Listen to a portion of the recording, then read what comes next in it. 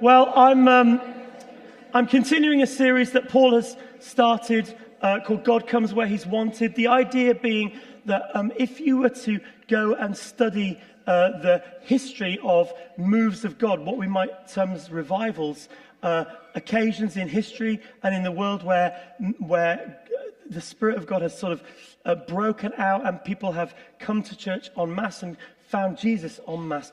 When you study those things and go, well, what's the factor? What's the secret X factor that leads to that? Because what can we learn from that? What you find is actually, it doesn't matter whether it's what type of church it is, whether what type of denomination, doesn't matter what the theological emphasis is, doesn't matter if it's a charismatic, Pentecostal, Orthodox, traditional Church of England, evangelical, doesn't matter about all those things. The one common factor that seems to come into play when you study the history of revivals and moves of God is that people were hungry.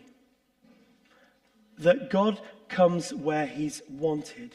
And so Paul's talked about that for the last couple of weeks, and I'm very much coming off the back of what he said. He spoke last week about a tale of two villages in the life of Jesus, where Jesus went to Nazareth and he went to Bethany. And in Nazareth, there was an over-familiarity. They sort of felt like they knew who he was, and they didn't really welcome him, and he wasn't really able to do many miracles. Whereas, by contrast, in Bethany, where he was very much welcome, some of his greatest miracles happened. Anyway, you can catch those talks on our YouTube channel. Around this time last year, I don't know if you remember, we celebrated our 30th birthday as a church. In fact, it was a year ago last weekend, I think. I think that's what it was. And we told some stories, and if you missed out on that, there are some videos on a YouTube channel which just tell the story of how this church came into being 30 years beforehand in 1994. From its conception and beginning to people coming to faith and being baptized, and young people growing, just like Solly, coming to the church and growing up as part of the family and knowing and loving God and finding us. There was bits about us finding this building and developing it as a permanent home and all of the other things. And we celebrated this wonderful story of faithful people. And actually, since that time last year, myself and Joe and some of the leaders here have been engaged in praying. I have been particularly engaged in praying and listening and trying to discern what is God's vision for the next 10, 20, 30 years. What is God saying for this church in the next season? What does our fourth decade look like? And actually, we think we've got something to share. And the truth is, we were going to share that series now in September. But then we came upon this material by Jon Tyson. And it felt so important that we decided that we were going to put the vision stuff off till October. So a couple of weeks' time, we're going to share with you what we feel like God has spoken to us about the future. It felt, though, that this should come first. Because actually what we want to be is a church where God is wanted. A church and a people where God knows that He's wanted and He's welcome. And in fact, if you look at that film on YouTube from our 30th anniversary, one of the things we did was interview Hugh Cryer, who was the co-founding pastor along with his wife Ginny. And I just love this quote. He said something like this: this is really went right back in the early days when they started this church. He said, we focused on welcoming and stewarding the presence of God. We thought that it would be better if we had God in the church rather than people in the church. We thought, well, people might come, but we might miss out on God. But if we make sure that God's in the church, people will come. That was the way that he put it. Very simple, very straightforward.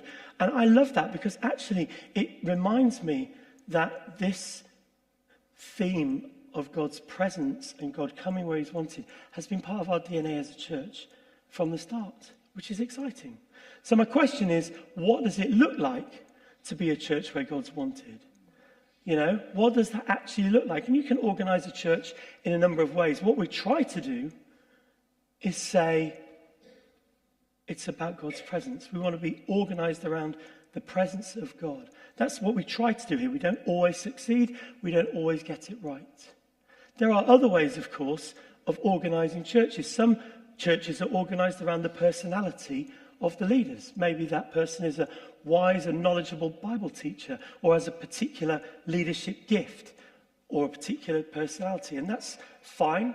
Sometimes a church is organised around the programmes of the church. People might come because of the youth or kids ministry, or because of healing ministry, or small groups, or discipleship tools. There are lots of reasons why people come to church, why people prioritise for church. It might be to do with the spiritual practices, whether it's a charismatic church or a contemplative church, or a specific theological distinctive of a church. All of those things could be true. They're all ways in which a church might organise. I wonder what the particular factor was that brought you here this morning. I mean, look at you. You've all got out of bed on a Sunday morning and given up your free time to come and be here. What was it? By the way, none of those things are particularly wrong. They're all good things. Another one to watch out for is the whole, I haven't even spelt it right, sorry, of preferences. Which is a combination of all those things. You know, we live in a consumer society, don't we? And in a consumer society, it is possible for God to become a commodity and for church to become commoditized. And we need to be careful about that. Because I think, going back, I think it's all about God's presence. All those things are important, but we try to be a church where God comes, where God knows that he is welcome. So I want to dig into the Bible. We're going to look at a story in 1 Chronicles chapter 13. If you have your Bible, turn it up, because I don't have all the words up on the screen today. We're going to dip in and out of this story. And this is a story about the Ark of the Covenant. Now, the Ark of the Covenant, if you don't know, is a sort of sacred gold-plated wooden chest. It's part of the history of ancient Israel. You can read about it in the Old Testament. And it was built in the Israelites in the desert to hold the tablets of the law. Excuse me, I'm just going to get some water. So inside this chest, there's 2 stone tablets with the 10 Commandments on, as well as Aaron the priest's rod and a pot of manna. This chest symbolizes God's presence and his covenant with people. So this is effectively, in Old Testament days, this is a physical representation of God's power and presence among the Israelites, among his people. And wherever they went, they carried it with them. And eventually it was placed in Jerusalem. But before all of that, Israel got into a bit of a battle. And unfortunately, the Philistines came and they took the ark away. And they took the ark away, and the king at the time was King Saul. And King Saul was quite complacent about it, and he actually didn't protect it. He failed to protect the ark, and he didn't pursue it or go after it. And we're going to just read a little bit from 1 Chronicles. This is chapter 13, and we're going to read the first 3 verses. And by now, David has taken over as king. And it says, David consulted with all his officials, including all the generals and the captains of his army. And then he addressed the entire assembly of Israel as follows. He said, if you approve, and if it is the will of the Lord, our God, let us send messages to all the Israelites through the land, including the priests and the Levites in their towns and their pasture lands, and let us invite them to come and join us. It is time to bring back the ark of our God, for we neglected it during the reign of Saul. That third sentence, that third verse is carrying a lot of weight there. You see, as I said, the first king of Israel, Saul, had failed to protect the ark, and so it was neglected during his reign, which is, and because of the symbolic importance of the ark being the place that's identified with God's presence, it's like Saul had been content to lead in his own power and not in the power and presence of God. And David realizes, now he's taken over as king, that needs reversing, and he needs to do something about it. And so he's going to do something about it. And so let's continue the story. Verse 4. The whole assembly agreed to this, for the people could see that it was the right thing to do. And so David summoned all Israel from the Sheol brook of Egypt in the south all the way to the town of Lebo-Hamath in the north. Everyone needs to come and join in bringing the ark of God from Kiriath-Jearim, which is where it was when it was taken by the Philistines. Jumping ahead to verse 7. They placed the ark of God on a new cart and brought it from Abinadab's house. And Uzzah and Ahijah were guiding the cart. And David and all Israel were celebrating before God with all their might, singing songs and playing all kinds of musical instruments, lyres, harps, tambourines, cymbals and trumpets. But when they arrived at the threshing floor of Nacon, The oxen stumbled, and Uzzah reached out his hand to steady the ark, and then the Lord's anger was aroused against Uzzah, and he struck him dead, because he laid his hand on the ark. So Uzzah died there in the presence of God. It's quite a brutal story. Shocking, actually. Seems very extreme. And David was angry with God, we read. And that's not really the point of this story. It's part of the point of what I want to say. Because the thing is, actually, if you look back at the law, when the Ark of the Covenant was made, it was specifically specified how it should be carried.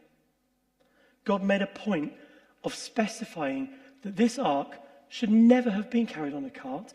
It was meant to be carried with poles. It was never meant to even touch the ground or go near it. If you look at Exodus chapter 25, and I'll read this to you, you don't need to find it. It says, this was God giving instructions. Have the people make an ark of acacia wood, a sacred chest, 45 inches long, 27 inches wide, high. Overlay it inside and outside with pure gold. Run a molding of gold all around it. Cast 4 gold rings and attach them to its 4 feet. 2 rings on each side. Make poles from acacia wood and overlay them with gold. Insert the poles into the rings to carry it. The carrying poles must stay inside the rings. Never remove them. That's not even an accurate picture. I'm not sure that photographs existed back then.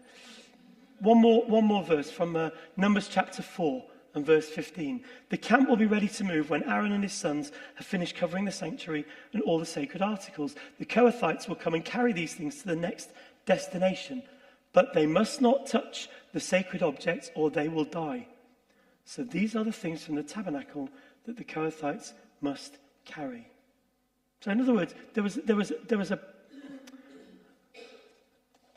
I think I've missed a verse there. My apologies.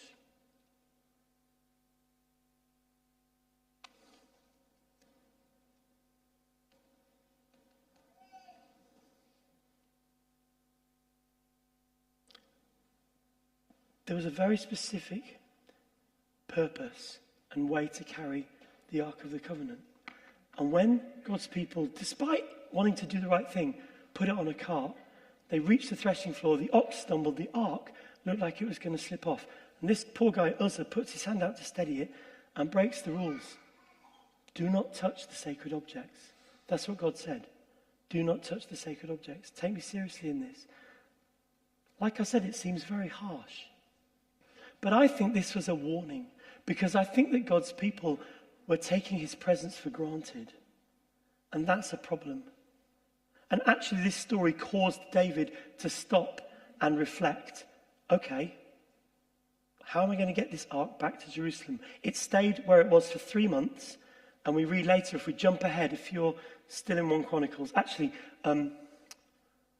jump ahead to chapter 15. 1 Chronicles chapter 15, verse 1. David now built several buildings for himself in the city of David. He also prepared a place for the ark of God and set up a special tent for it. And then he commanded, no one except the Levites may carry the ark of God. The Lord has chosen them to carry the ark of the Lord and to serve him forever.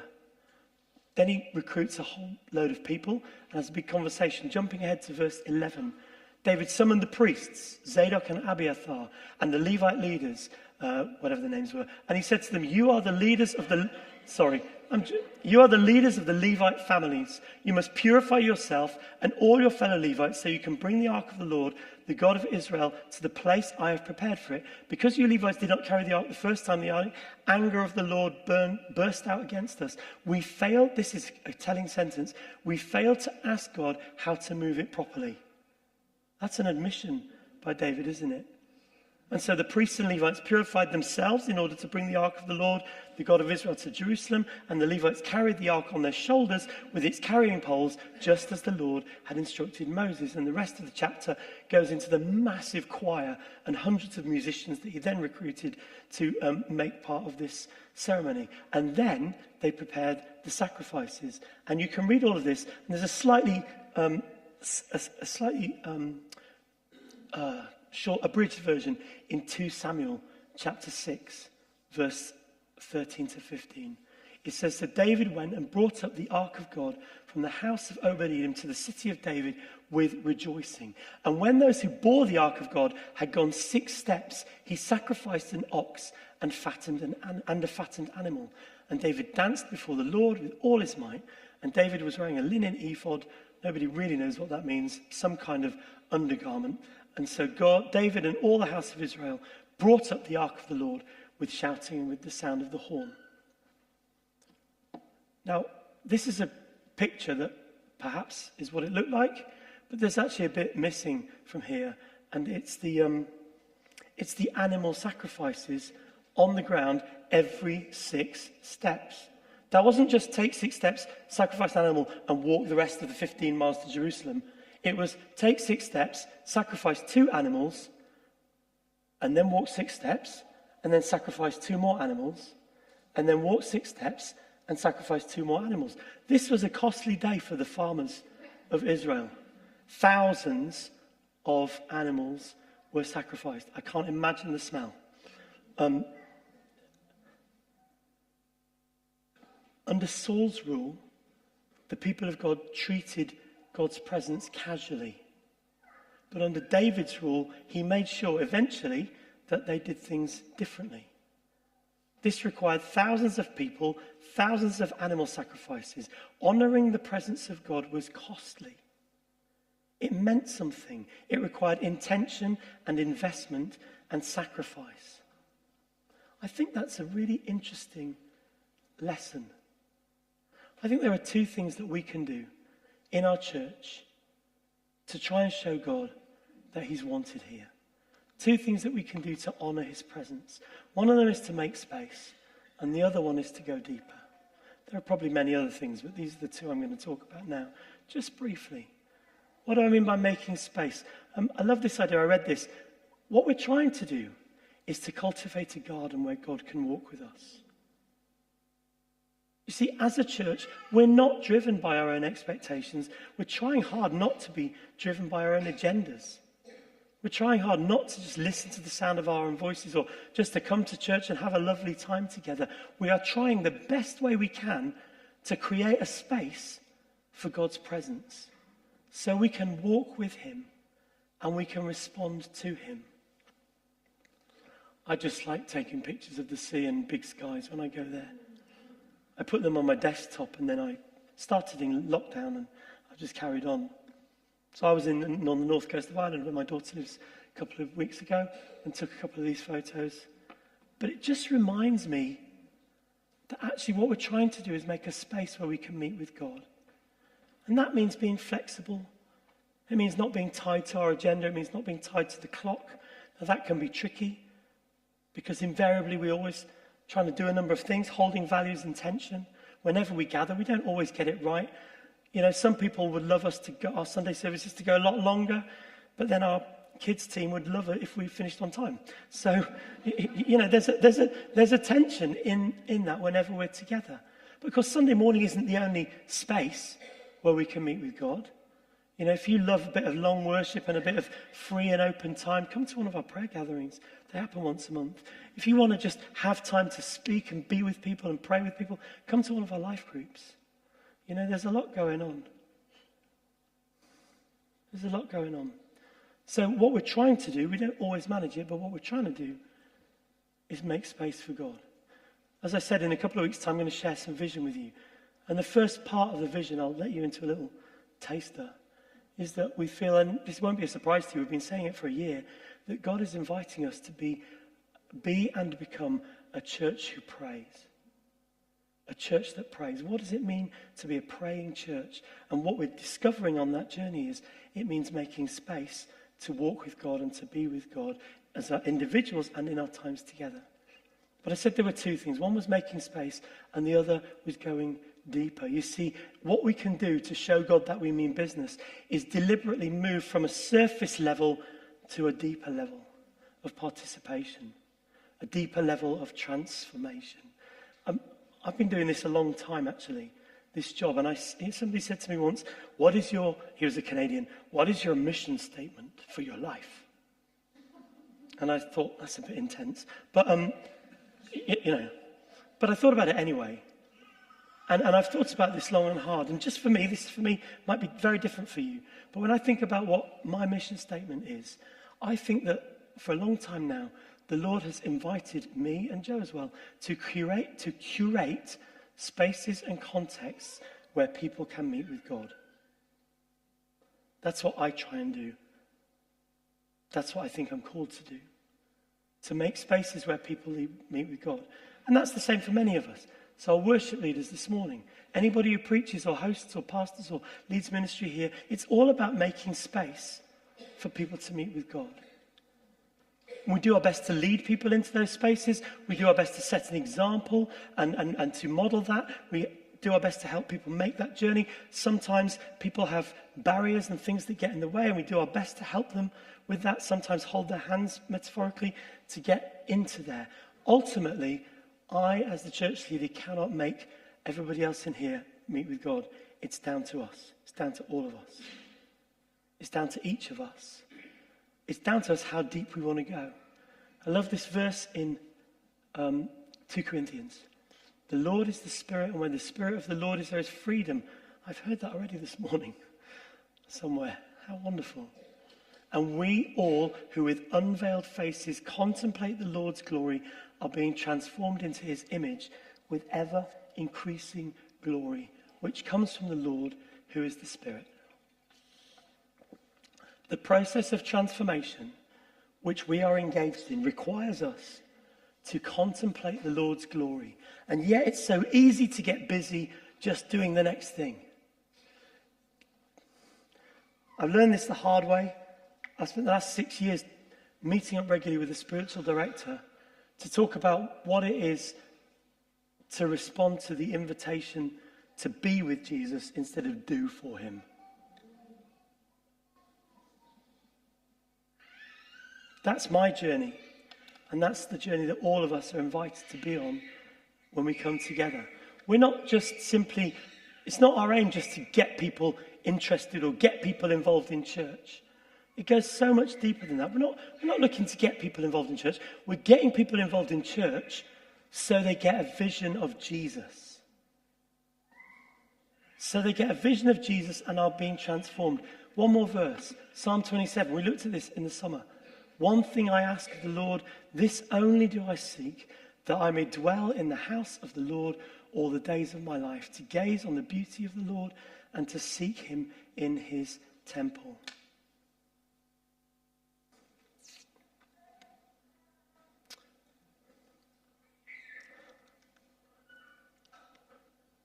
Moses said, if your presence doesn't go with us, then don't bring us up from here. You see, God comes where he's wanted. God comes into a church where he's wanted. And I think I'm going to stop there. One more thing. You know this verse, perhaps, and know this famous picture of Jesus standing at the door and knocking. It's been used in evangelism. It's a personal challenge. Jesus is knocking on the door of your heart. The original context of this verse in the book of Revelation, he's not talking to an individual, he's talking to a church. He's talking to a church that has, let's just be kind, messed it up somewhat. The criticism of them is that they're lukewarm in their faith, in danger of being spat out, wealthy but complacent and lacking in humility, and missing out on God's presence. Come up, Michael. Come, let's have the worship team here. And Jesus is asking, can I come in? And I want to do something a little bit different right now. I'd love you to stand with me if you can. And I just kind of, when we were worshiping earlier, there was just a moment in our worship when it felt as if we weren't singing words that were on the screen. We were just singing words that were in our hearts. Maybe you might call something like this singing in the Spirit, or free singing, or open singing. And I just kind of wanted to see if we might just do that again.